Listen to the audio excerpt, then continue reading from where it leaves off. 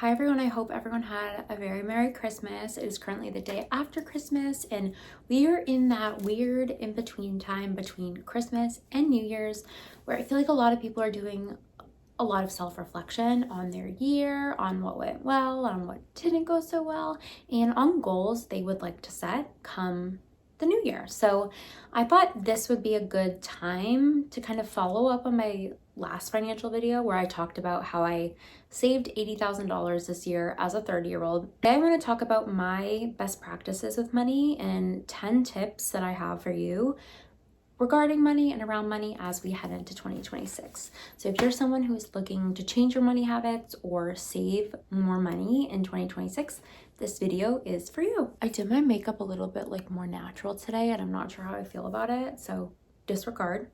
And I feel like I look like Foxy, but I'm just chilling in my room. I'm gonna sit back, relax in my chair. We're gonna go through this list together because I have it all written down in my notebook. All right, so tip number 1 is wait a week. You, more likely than not, whatever it is that you're wanting to purchase, you don't need it now. What I have found really helps me is, let's say there's something I want, I will let it sit in my shopping cart for a full week before I am allowed to purchase it. And this just eliminates that emotional spending of like, I'm feeling anxious, I need something to cure this, I'm gonna hit buy now and this is gonna fix everything. 9 times out of 10, it's not going to fix anything and you're just going to feel worse because you're going to be out of money and you're still going to be feeling those emotions. So let these things that you want sit in your shopping cart for a week. And I promise you, after a week, most of them you won't even still want.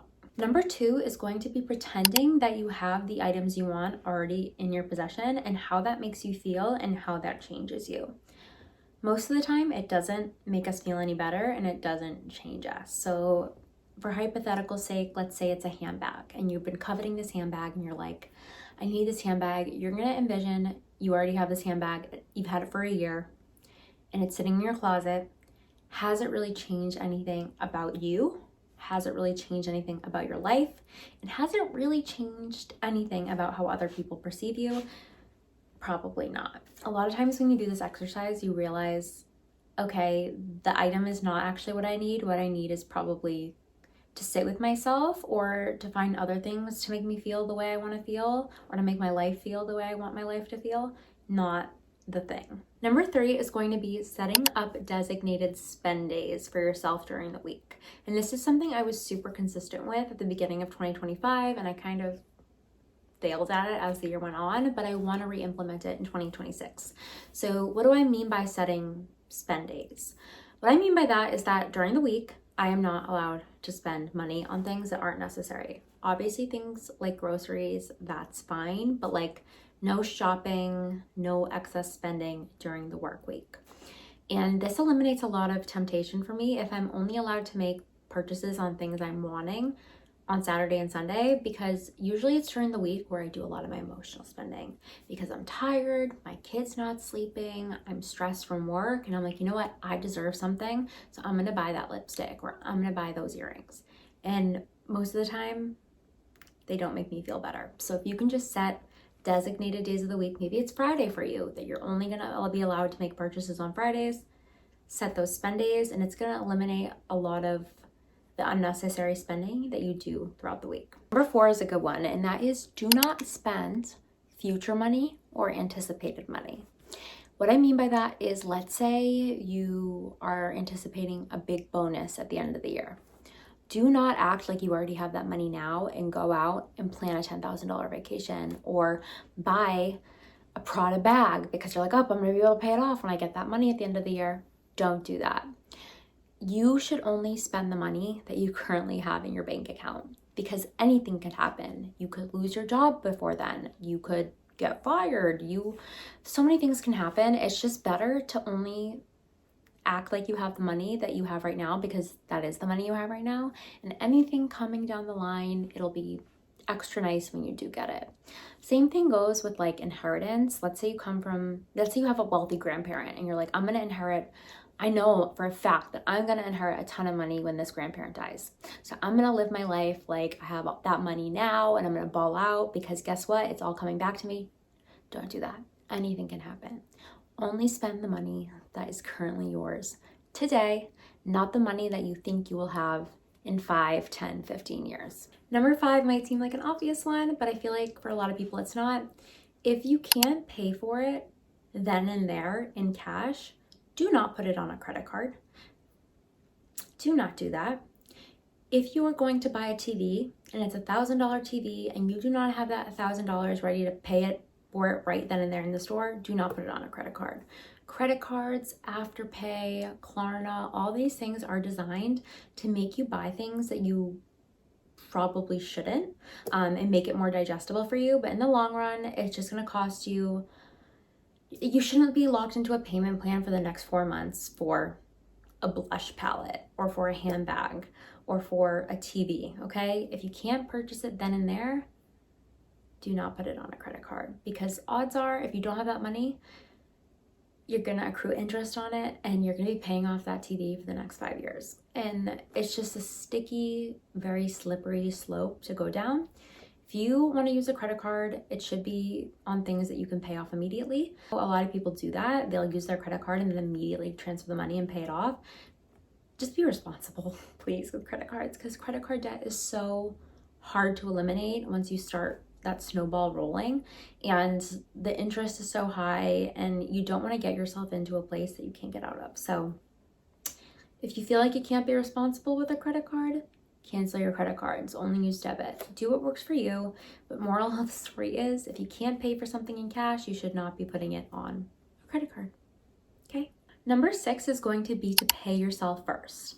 And what I mean by that is on payday, before you pay your bills, before you buy things that you've been wanting to buy all month, before you do anything else, you need to gauge how much you can put into savings and do that first. So let's say you get paid and you're like, okay, after all my bills are paid, my mortgage, my phone, my electricity, my water, I will have $500 remaining. Put some of that, if not most of that, away into savings immediately. Because if you do that first thing, that money becomes out of sight, out of mind. It's like you never even had it, and you know you're investing in yourself and your future. Don't wait till the end of the month when you've already paid your bills, you've already lived your life, you got to the movies, you went to the spa, you bought some stuff at Abercrombie, and you're like, oh, I only have $25 left. I guess this is what's going in savings. No, your savings should be a priority that you are contributing to first things first on payday. And I know some banks, you can set up automatic transfers so that on payday, immediately, every time you get paid, $300, for example, gets transferred out of your checking and into your savings. I think a lot of companies with their direct deposit, you can actually split your check up. So some of your check can go directly into savings, so you don't even see that money, and the rest of it goes into checking.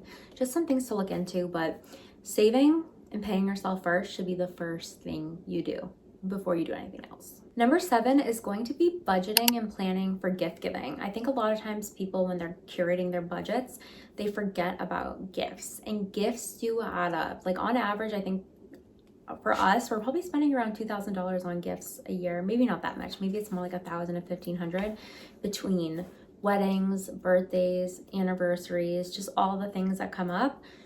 Plan for that, because that's a big discrepancy at the end of the year when you add it all up and it's like $1,000 to $2,000. Like, you want to be prepared for that. So whether it's monthly or quarterly, sit down, mark out what gifts you're going to have to be giving family members, colleagues, your boss for that quarter, and just plan accordingly. Plan. Example, I know next summer my sister is getting married and I'm going to be giving her a pretty generous gift. So in the back of my head, I'm already planning for like, how much should I be putting away each month leading up to the wedding in order to be able to do that and not feel financial strain or stress.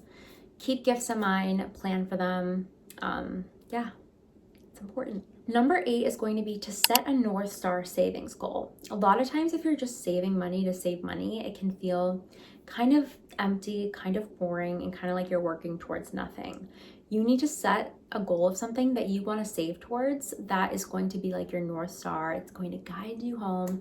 For us, for example, for me and my husband, that is buying our forever home, our next house. I want it to have a 2-car garage. I want a walk-in closet. I want 2 full bathrooms. Just like reminding myself of that future home, and where we are currently is not our ideal home, it motivates me. So every time I'm putting money into savings, I'm like, okay, this is getting us a little bit closer to buying that forever home that we dream about and that we want so bad. Number 9 is going to be taking inventory of what you do already have and finding ways to make those things exciting and useful again. The biggest example for me is makeup. I am someone who used to be addicted to makeup, and I had like a massive makeup collection. How can I, instead of constantly buying new things, pull out my makeup collection and create assortments each month of my daily makeup that are going to make me feel excited about it, things I haven't used in a while. Your closet is another great space to do this. I feel like we all have things in our closet that still have tags on them because we bought it and we forgot about it and it got shoved to the back of our closet. Go through your closet and reacquaint yourself with what you do have, because a lot of times you don't need a 7th sweater and you don't need a 3rd pair of black leather boots. You already have these things. How can you get more use out of them? How can you style them differently and make them exciting again? This will save you money in the long run. And number 10, which is going to be the final tip that I have for you today, is going to be allotting money each month to enjoying life. I think it's really easy to get caught up down this rabbit hole of like, I have to save money, and having guilt if you're not saving enough.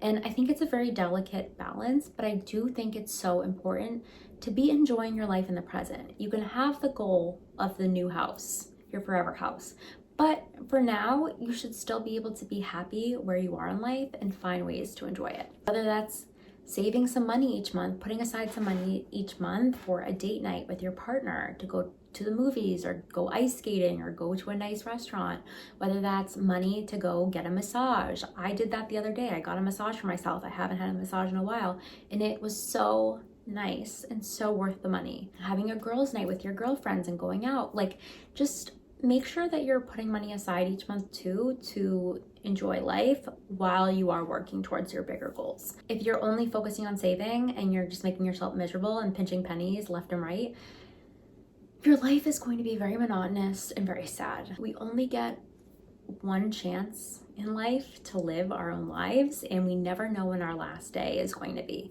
So I think it's super important to enjoy the life you have right now and find ways to do it that are not going to leave you in debt and broke, but are manageable. You deserve to also enjoy your life while you're working towards your savings goals. So if no one told you that yet, let me be the one to tell you. You deserve to enjoy your life, okay? Yes. All right, so that is all 10 of my easy, very doable money tips that I have for you for 2026. These are things that I did this year that, didn't require that much effort, that allowed me to save $80,000.